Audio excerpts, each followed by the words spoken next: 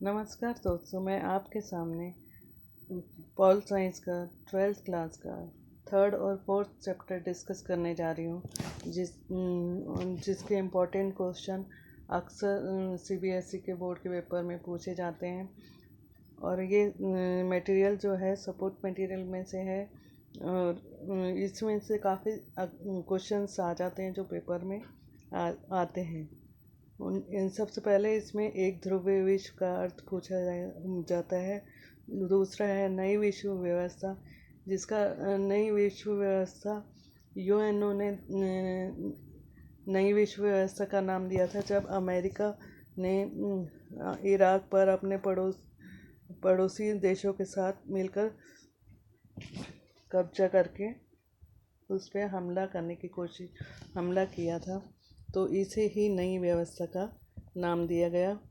और वर्चस्व का क्या अर्थ है? अमेरिका का सैन्य वर्चस्व, आर्थिक वर्चस्व, राजनीतिक वर्चस्व के बारे में पूछा जाता है।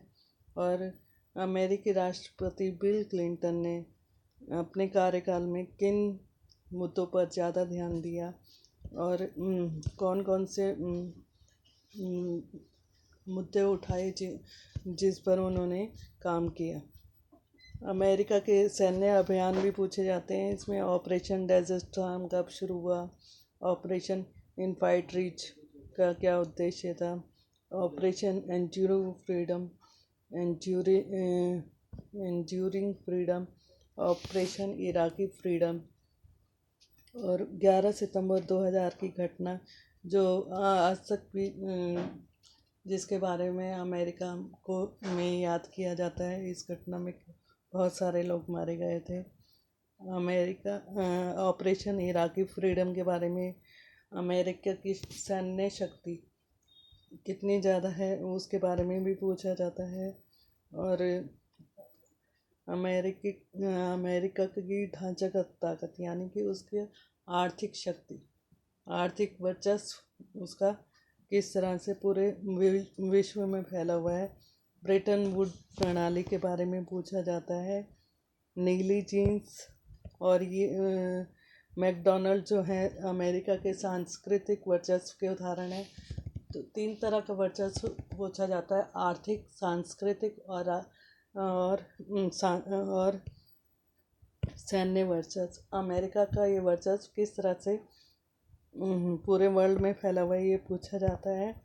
अमेरिकी शक्ति के रास्ते में कौन से 3 अवरोध है?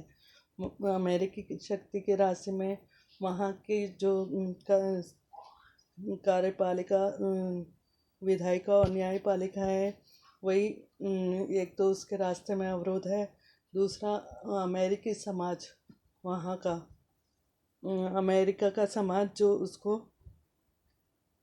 विदेशी अभियानों पर रोक लगाने में काफ़ी अंकुश लगाता है। और नाटो, जिसका प्रमुख सदस्य है अमेरिका, नाटो के कई देश अपनी नीतियों से अमेरिका को प्रभावित करते हैं। वर्चस्व से बचने के उपाय, पेंटविगन नीति, मतलब अमेरिका के वर्चस्व से बचने के उपाय भी पूछे जाते हैं। बैंडवेगन नीति का क्या अर्थ है, ये अलग से आता है क्वेश्चन। अपने को छिपा लेने की नीति क्या होती है, ये भी अलग से क्वेश्चन आता है। और इसमें 3 पॉइंट्स बताए गए हैं कि अमेरिका के वर्चस्व से कैसे निपटा जा सकता। ये इम्पोर्टेंट क्वेश्चन है। अमेरिका का भारत के साथ किस तरह से संबंध है, ये पूछा जाता है। आगे है इसमें 1 अंक के प्रश्न, ये तो सारे ही करने हैं आपने। 2 अंक के प्रश्न में भी सब कुछ करना है।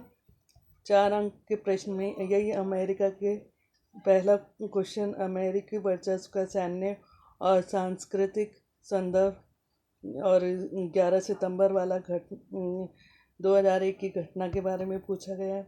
अमेरिकी वर्चस्व से निपटने के उपाय, ये सारा पूछा गया है। 5 अंक का प्रश्न जो है वो अनुच्छेद का ही है। अनुच्छेद तो किसी भी लेसन में से आ सकता है, तो इसमें सबका एक एक उदाहरण सब लेसन्स में दिया हुआ है।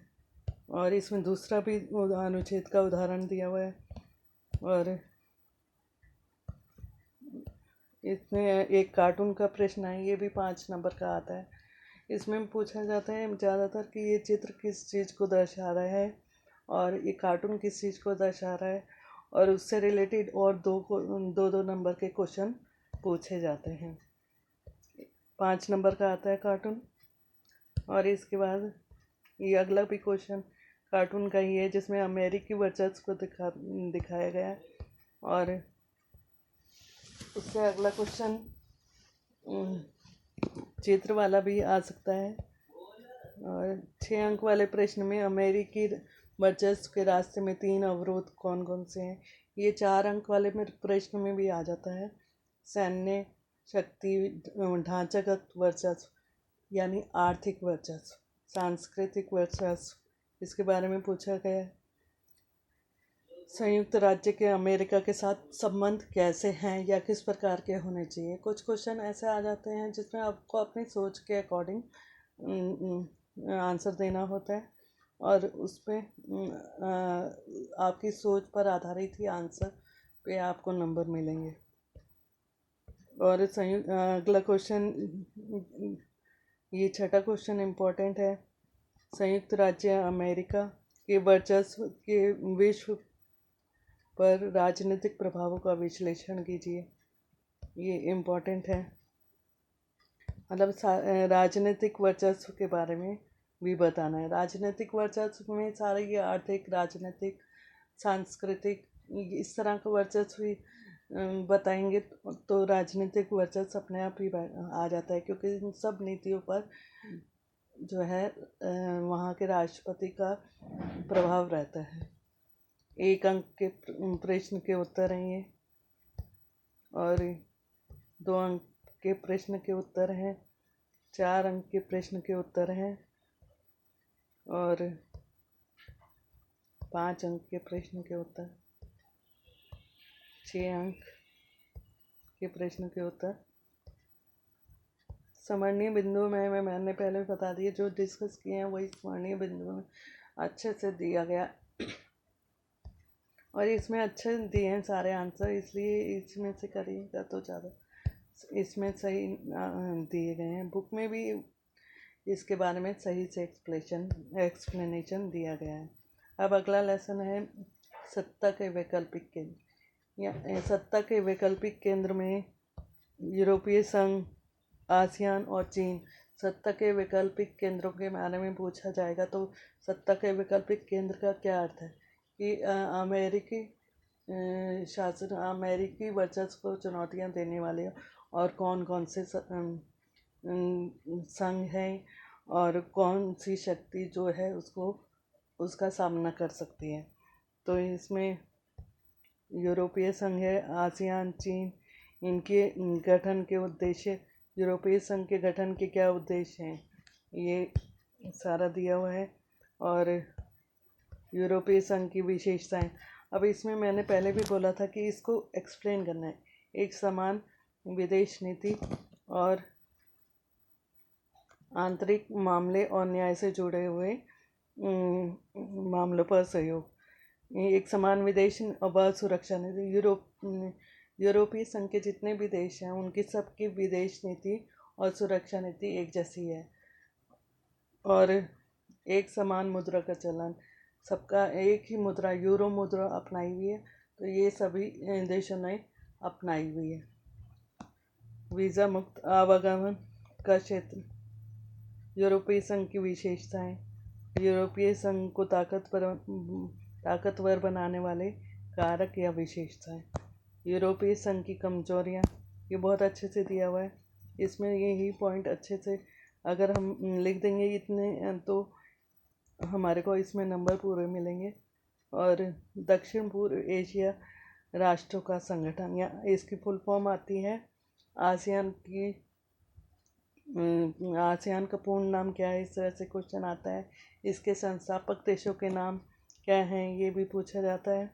और बाद में इसके सदस्य देश कितने हो गए थे, और इसका पहला सम्मेलन कहाँ हुआ, आसियान के मुख्य उद्देश्य क्या है, आसियान शैली किसे कहते हैं, आसियान के प्रमुख स्तंभ कौन कौन से हैं, किताब में भी इसका एक्सप्लेनेशन दिया गया है। और आसियान क्षेत्रीय मंच की स्थापना क्यों की गई और आसियान की उपयोगिता या प्रासंगिकता। आज के समय में आसियान की उपयोगिता या प्रासंगिकता क्या है, मतलब आज किस तरह से ये अपने व्यापार को फैला रहा है, अपने संबंधों को फैला रहा है, इसके बारे में है। माओ के नेतृत्व में चीन का विकास। अब चीन ने अपना विकास 1949 में सबसे पहले उसने 1972 में अपना विकास किया और शुरू में तो वहाँ साम्यवादी व्यवस्था को अपनाया गया, लेकिन धीरे धीरे जब साम्यवादी व्यवस्था से इतना लाभ नहीं हुआ चीन को, तो उन्होंने और दूसरे खुले द्वार की नीति अपनाई थी। और 1972 में खुले द्वार की नीति अपनाई गई 1978 में।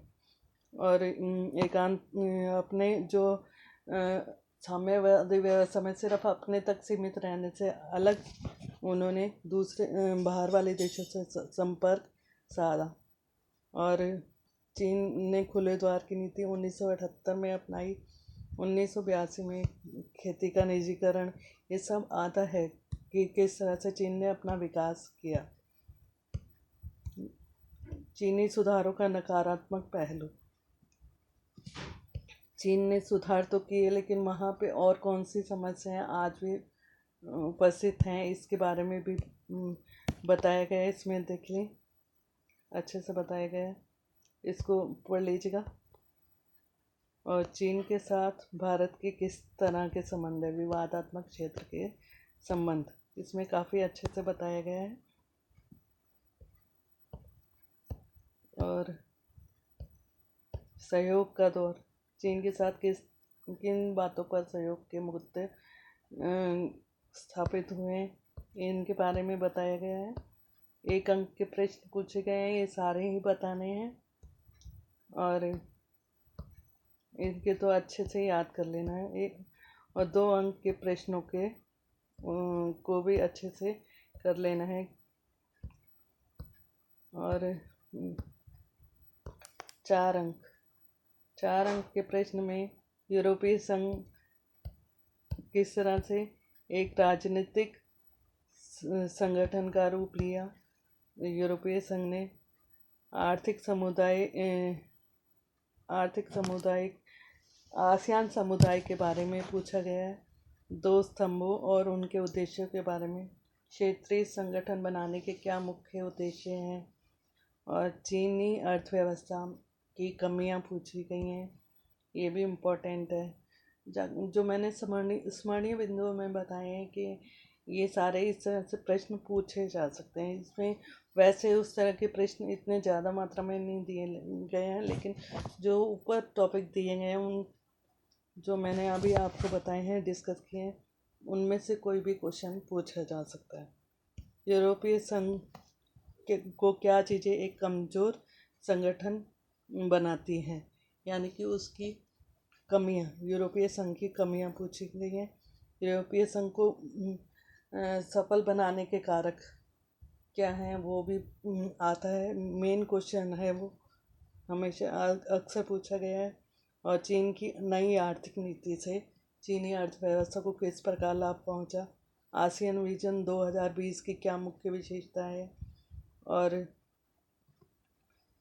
देश की अर्थव्यवस्था को सुधारने में विभिन्न जो सत्ता के वैकल्पिक केंद्र हैं, आसियान और यूरोपीय संघ ने किस तरह से भूमिका निभाई है।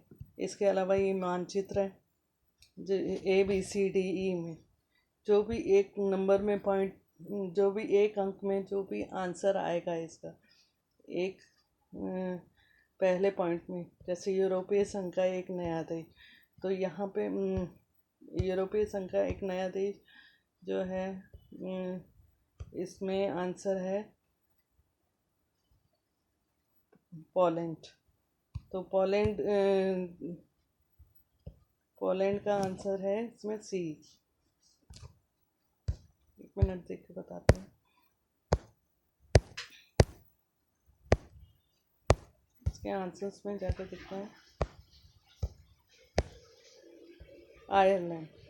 फिर इसके बाद पोलैंड है तो बी, और फ्रांस है, ब्रिटेन, स्लोवेनिया। जैसे उन्होंने पूछा है, जिस सेंटेंस में क्वेश्चन पूछा है उसके साथ हमें वर्णमाला को सही तरीके से उतार के और उसके साथ सही आंसर देना है, उसी से नंबर हमें सही पूरे मिलेंगे। अगर हमने, कई बच्चे इस तरह से करते हैं, ABCD E लिख दिया, ए पोलैंड लिख दिया, बी आयरलैंड लिख दिया, ऐसे लिख दिया तो वो गलत है। इसको हमें प्रॉपर वे में आंसर देना होगा, तभी नंबर हमारे को मिलेंगे। और ये सब जो हैं इसके 4 नंबर, 1 अंक वाले प्रश्नों के उत्तर हैं, 2 अंक वाले प्रश्न, 2 अंक वाले प्रश्नों के उत्तर हैं। ये सब हमें अच्छे से याद कर लेने हैं। इनका तो आंसर इतना ही लिखा जाएगा तो भी उसमें नंबर मिल जाते हैं। और 4 अंक वाले प्रश्नों के उत्तर बड़े ही होने चाहिए, कम से कम 4 पॉइंट के होने चाहिए, तभी उसमें पूरे नंबर मिलेंगे। और ये उत्तर स्मरणीय बिंदुओं में देखने के लिए बोला गया है। और 5 अंक के प्रश्न के उत्तर में ये मैप का क्वेश्चन है, ये इम्पोर्टेंट है, ये कर लीजिएगा।